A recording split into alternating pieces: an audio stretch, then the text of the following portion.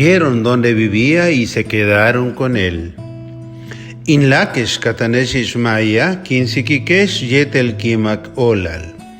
Utan yunkue, beklae kuyalikton, yolak lekustal kutankon kue. Yumsile kutankon tulaklon, tialvetike, kilis kustal, chembale, yan kilis kustali, hash nojos, hevish lemas kubisik malo pexil. Yumsile kuyeyik yetel kutangnik, lemas ukate laili, yan mejen palalob, yabas tene, tankelen, chipalob, guan ojos, makop, konesh, oyik, utan. Muy queridos hermanos y hermanas, les saludo con el afecto de siempre y les deseo todo bien en el Señor en este segundo domingo del tiempo ordinario, recordando que el primer domingo lo ocupó el bautismo del Señor. Qué poca es la gente que comprende lo que es la vocación sacerdotal o la vocación a la vida consagrada. Es muy normal que los ateos o la gente de otra religión no entienda estas vocaciones dentro de la iglesia, pero lo que nos puede parecer extraño y en realidad es bastante común, que muchos bautizados no entienden lo que es la vocación. Desde la forma en que nos preguntan lo podemos deducir, pues le preguntan al seminarista, ¿por qué te metiste ahí? Peor aún, recuerdo a un excompañero de la secundaria que me preguntó un día que me vio pasar, ¿cuánto te pagan por estar ahí? Y se quedó muy sorprendido cuando le respondí que nosotros tratábamos de pagar al menos un poco de lo que el seminario invertía en nuestra formación.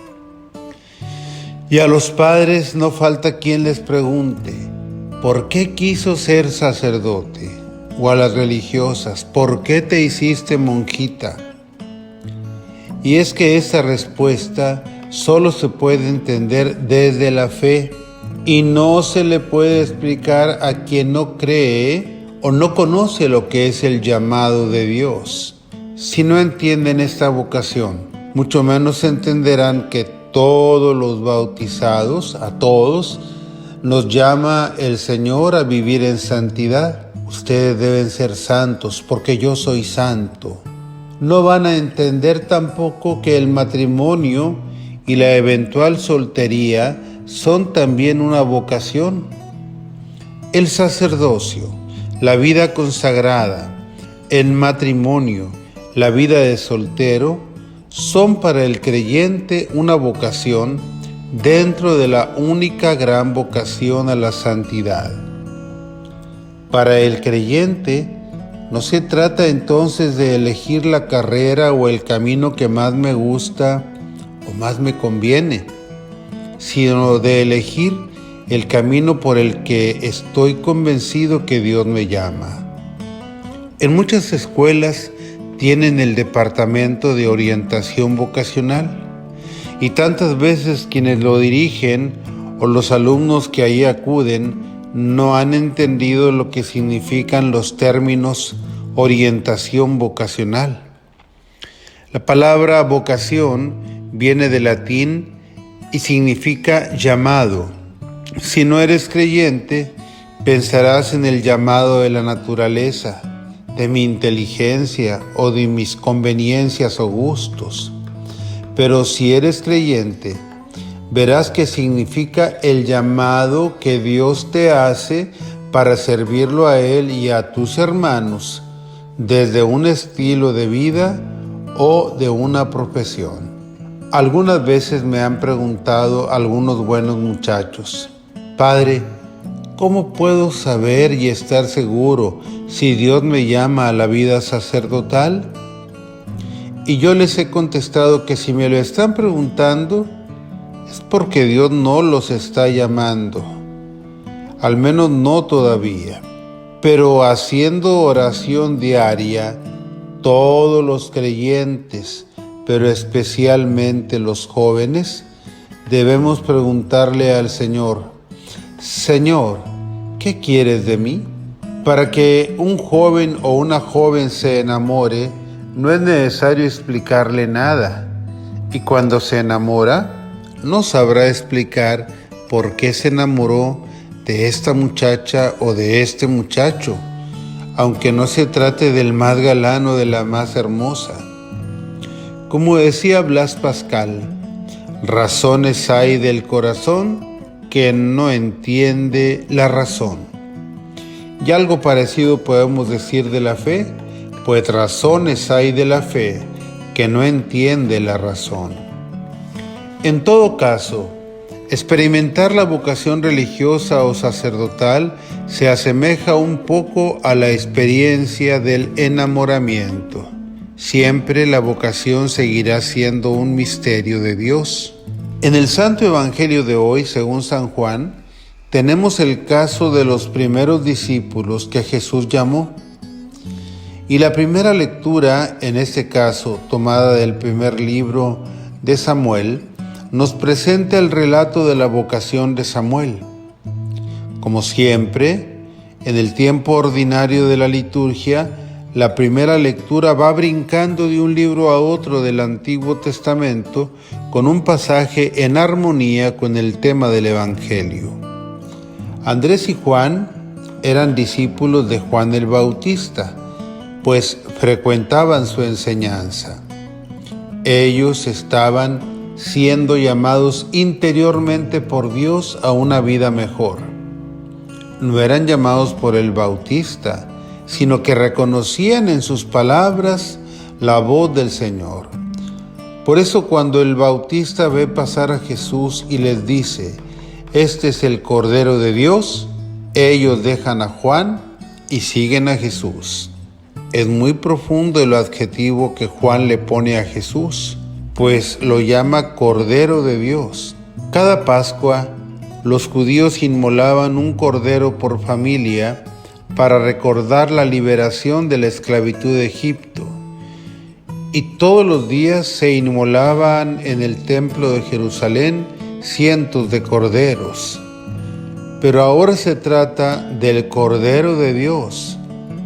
Así que se trata de un anuncio del sacrificio de Jesús en la cruz, el único que trae verdadera liberación del pueblo de Dios, el único sacrificio que desde entonces se habría de ofrecer a Dios. Por eso el sacerdote en cada misa presenta la hostia consagrada diciendo: «Este es el Cordero de Dios que quita el pecado del mundo». Maestro, ¿dónde vives?, es lo que preguntan Andrés y Juan a Jesús cuando les pregunta lo que buscan. Y Jesús les dice: «Vengan a ver». Y pasaron con él toda aquella tarde. Juan el apóstol y evangelista que vivió esta experiencia recuerda hasta la hora del llamado. Eran como las 4 de la tarde. Al igual que los enamorados, los llamados recordamos tantas experiencias íntimas de nuestro seguimiento a Jesús. Andrés de inmediato le comparte a su hermano Simón su encuentro con Jesús y al día siguiente lo lleva con él. Jesús, fijando en él la mirada, le dijo: «Tú eres Simón, hijo de Juan. Tú te llamarás Kefas», que significa Pedro, es decir, roca. Y es que Juan escribió su evangelio en griego porque lo dirigió a gente de habla griega. El llamado de Jesús a Simón Pedro está implícito en su mirada, pues fijó en él su mirada, y en su misión de convertirse en roca que ha de sostener la iglesia que Cristo construirá. Ahora bien, ¿cuál es la edad en la que el Señor te puede llamar a una vocación especial? La verdad es que no hay una edad determinada para que el Señor nos llame. Recordemos que nuestro padre Abraham recibió su llamado a una vida nueva a los 80 años. Moisés lo recibió a los 60 y diversos santos fueron llamados al sacerdocio o a la vida religiosa cuando ya eran adultos. Pero quizá nos resulte más difícil a todos entender la vocación en los adolescentes y más aún en los niños. Sin embargo, la lista de santos, adolescentes y niños es numerosa a lo largo de la historia de la Iglesia. Y todavía en el año 2006 fue beatificado Carlo Acutis, el cual apenas contaba con 15 años de edad. La primera lectura de hoy nos narra el llamado que Dios hizo a Samuel en su niñez. Antes el libro nos narraba su prodigiosa concepción y nacimiento de una mujer estéril, la cual tuvo luego otros hijos. Ana se llamaba su madre, la que agradecida cuando destetó al niño, lo llevó al templo para dejarlo al servicio de Dios.